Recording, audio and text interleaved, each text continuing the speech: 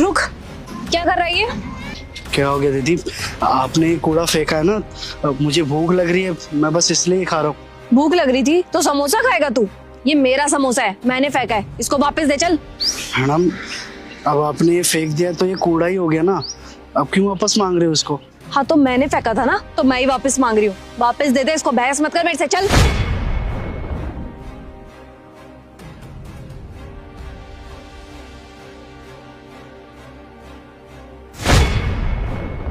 अरे मैडम जी, ये क्या किया आपने? ये दोबारा क्यों फेंक दिया? इसको ना इसकी सही जगह फेंका है, और अब वापस मत उठाइयो इसको, समझा ना? वहां से देख रही हूँ मैं, अगर उठाया मेरे से बुरा कोई नहीं होगा। अरे कहाँ रह गई यार?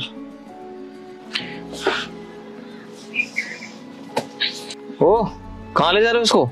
वो राहुल, मैं ना 2 मिनट में आती हूँ, प्लीज वेट करो। वो वहां देख रहे हो, उस बेचारे को ना बहुत ज्यादा भूख लग रही है, तो बस ये मिठाई उसको दे के आ रही हूँ, ठीक है? 2 मिनट में आती हूँ। अरे अरे सुन, ये ले, ये लाई हूँ मैं तेरे लिए, ये खा ले। मैडम जी, आप ये क्यों दे रहे हो? कोई बात नहीं, मैं उसी में से खा लूंगा, आप ले जाओ इसको। अरे भैया, वो मैंने आपके हाथ से छीन के इसलिए फेंका है ना, क्योंकि वो कल का समोसा है, खराब है वो, इसलिए तो फेंकने आई थी। और कूड़ेदान से कोई चीज उठाओगे तो वो अच्छी थोड़ी होगी खाने के लिए, इसलिए तो मैंने वो फेंक दिया। आपके लिए ये लेके आई हूँ मैं, ये खा लो। नहीं नहीं मैडम जी, ये नहीं ले सकते हम आपसे। वैसे भी ये तो पूरा पैक दिख रहा है, ये आपका खाने का सामान होगा, आप ले जाइए ना। हमें गिन विन नहीं आते, हम इसमें से खा लेंगे, कोई बात नहीं, ले जाओ आप, जाओ। भैया गिन की बात नहीं है, अगर वो आप खाओगे ना तो आपकी तबीयत खराब हो जाएगी। खामा क्यों अपनी तबीयत खराब कर रहे हो? ये खाओ ना, मैं आपके लिए ये लेके आई हूँ, ये बिल्कुल साफ खाना है, जस्ट अभी लेके आई हूँ, तो आपकी कोई तबीयत नहीं खराब होगी, आराम से बैठ के खा लेना। पक्का मैडम जी, मैं ले लूँ ये? हाँ हाँ भैया, आप ही के लिए लेके आई हूँ मैं, ले लो ये। इधर दे इसे। तेरी हिम्मत कैसे हुई मेरा ये खाना छूने की? तो कौड़ी के भिखारी। राहुल, ये क्या किया? चुप करो तुम, तुम्हें पता भी है कितनी महंगी मिठाई है ये? अरे सीजनल मिठाई है, कभी कभी मिलती है। 2 घंटे लगाए मैंने इसको लेने के लिए, और तुम ये 2 कौड़ी के भिखारी को दे रही हो ये? इसने कभी अपनी जीवन में भी नहीं देखी होगी मिठाई। चलो तुम, है बड़ा मिठाई खाने वाला। अरे राहुल, सॉरी भैया।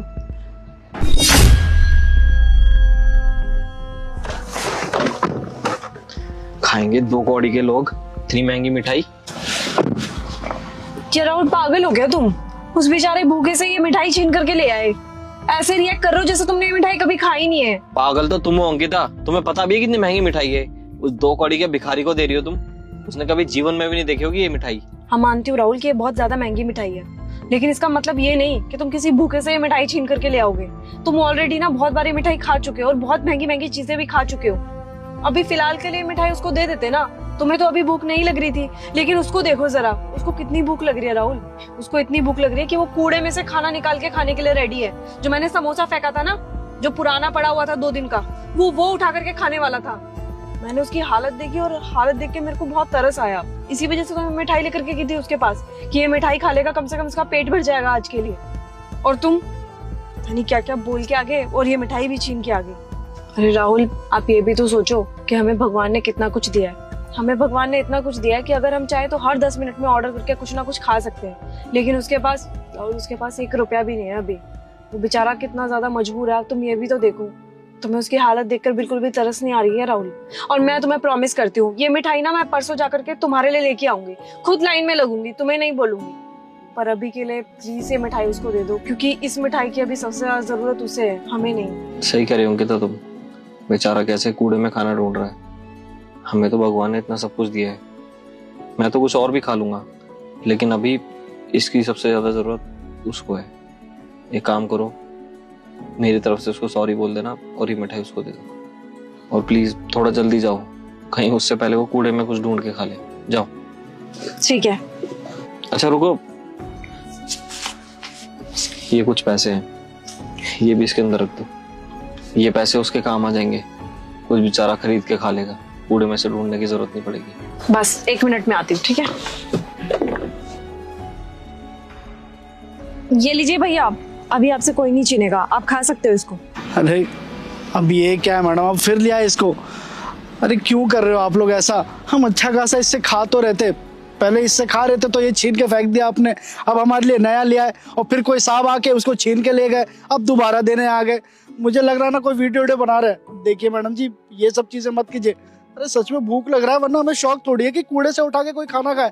देखिए गरीब का मजाक मत बनाइए, वीडियो बनाना कहीं और बना लीजिएगा, हमें बख्श दीजिए, जाइए आप। भैया अब मैं आपका मजाक नहीं बना रही हूँ, अब सीरियसली आप ये खा सकते हो। उस टाइम उनको गुस्सा आ गया था इसीलिए वो छीन कर ले गए, लेकिन मैंने अब उनको समझा दिया है, अब वो नहीं आएंगे। अब आपसे ये खाना कोई नहीं छीनेगा। आप भैया प्लीज ये वाला खाना खाओ, ये गंदा खाना है, मैं नहीं चाहती कि आपकी तबीयत खराब हो जाए वो खाना खा के। आप आसपास भी चेक कर लीजिए, कोई कैमरा नहीं लगाया हमने, कोई वीडियो शूट नहीं कर रहे हम। और अब आप ये खा सकते हैं, ये उन्होंने ही दिया है आपके लिए। पक्का मैडम जी, हम ले लेना ये, अब तो कोई नहीं छीनेगा ना हमारे यहाँ से। देखिए सच में बहुत भूख लग रही है हमें। हाँ भैया, इस बार मैं आपको पक्का वाला प्रॉमिस करती हूँ, आप ये खा सकते हो, पर यहाँ पे बैठ के मत खाना, कहीं और खाना, यहाँ गंदगी है। ठीक है मैडम, धन्यवाद। ठीक है भैया, आराम से बैठ के खा लीजिएगा।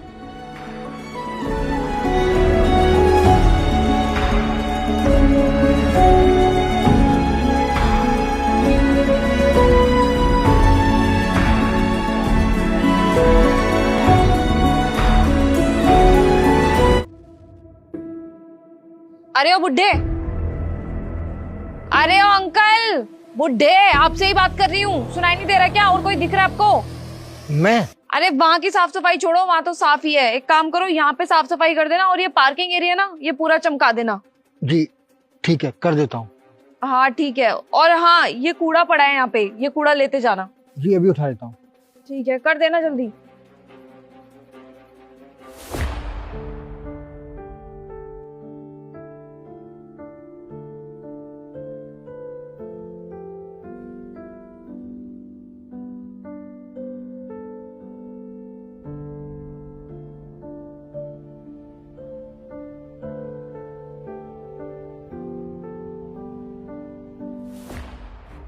अरे अंकल, ये कूड़ा भी ले जाया करो ना डेली डेली, आपको डेली थोड़ी बोलूंगी यार। मैडम जी रोजाना यहाँ कूड़ा फेंकने वाली गाड़ी आती तो है, आप अपना कूड़ा उसमें फेंक दिया करिए। अब क्या है ना कि कूड़ेदान बहुत दूर है, मुझे दूर जाके कूड़ा फेंकना पड़ता है। मुझे पता है अंकल, कूड़े वाली गाड़ी आती है, आप कुछ मेरे को नई बात नहीं बता रहे हो, पर आपको पता है मैं रात को लेट सोती हूँ, और कूड़े वाली गाड़ी आती है सुबह 9 बजे। इतने बजे मेरे से नहीं उठा जाता है, और कूड़ा हमेशा पड़ा रह जाता है। आप उसी साइड से तो जाते हो, तो जाते जाते कूड़ा फेंक दिया करो मेरा, प्लीज ले जाया करो डेली, रिक्वेस्ट कर रही हूँ। ठीक, फेंक दिया करूंगा।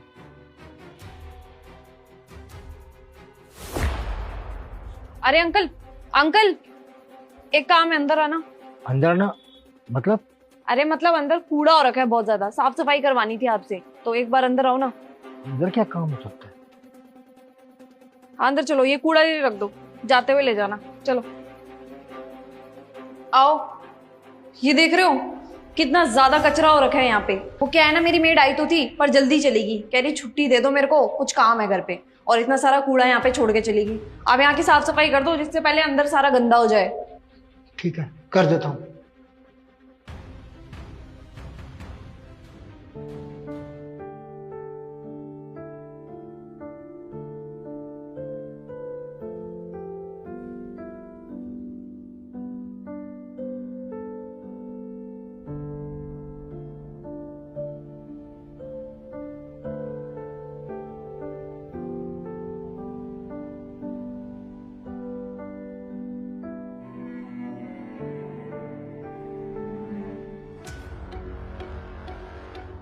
अंकल, अरे अंकल, अरे अंकल रुको, एक सेकंड।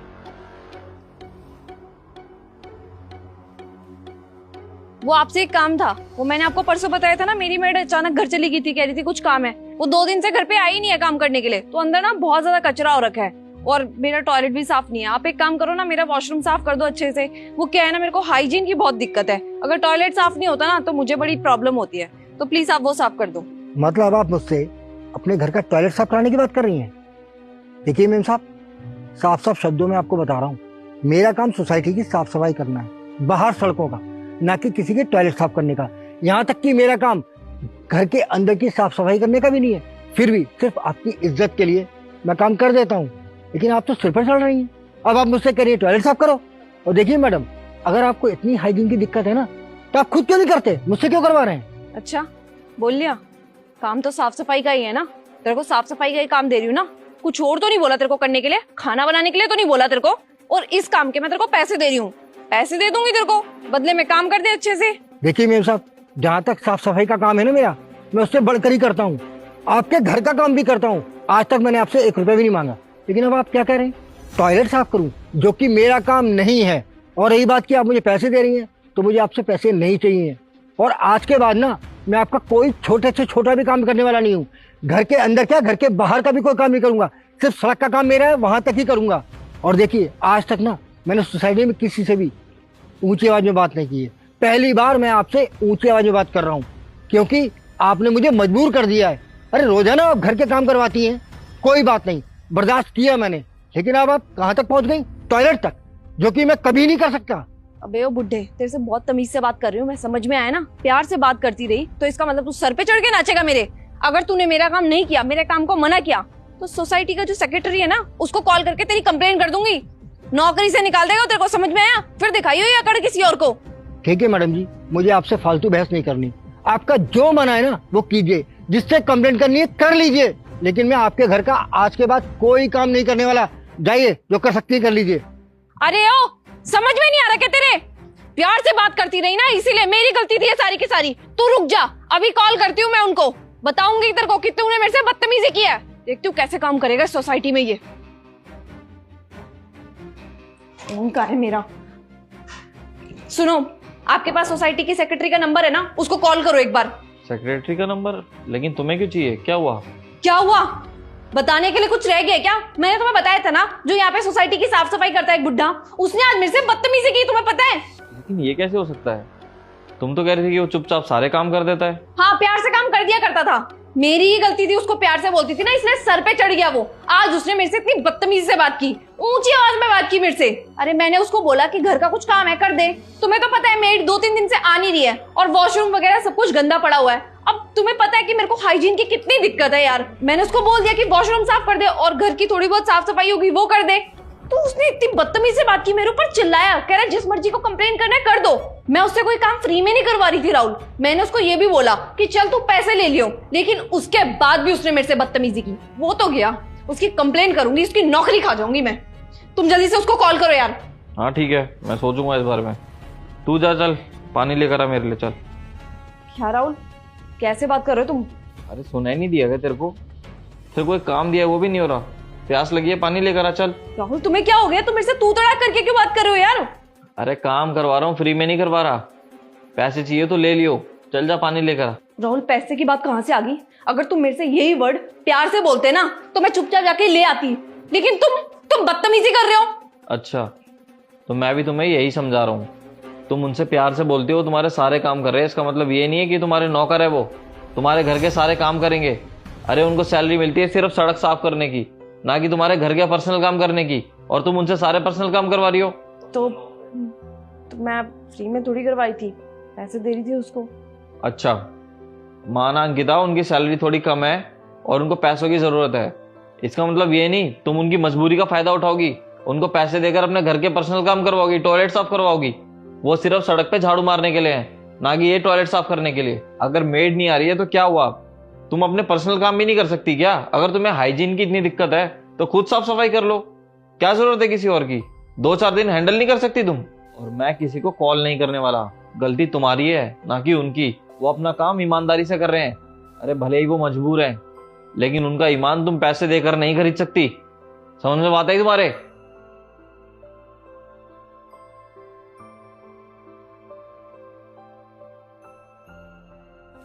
अंकल, अंकल सुनो ना।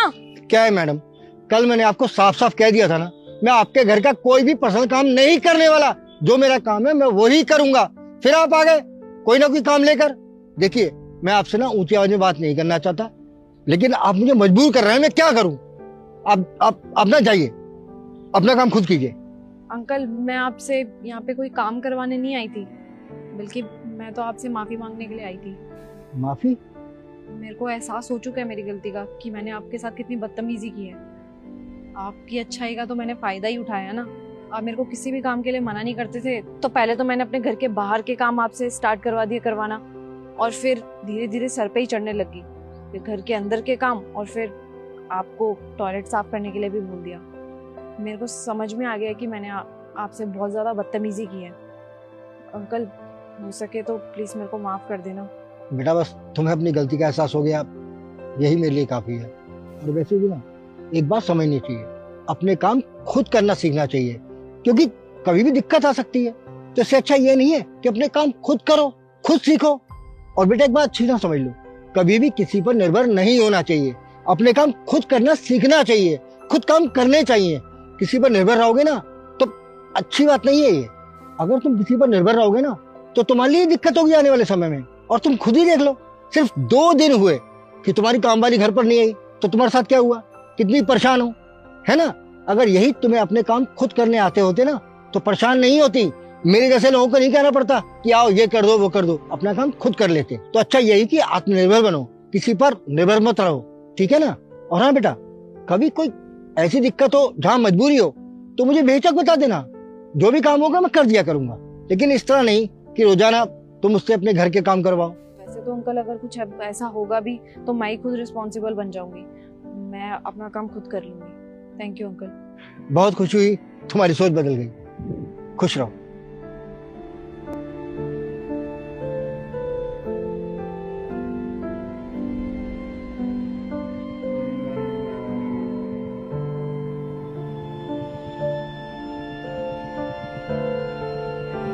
अरे बड़े साहब, गले नहीं मिलोगे क्या?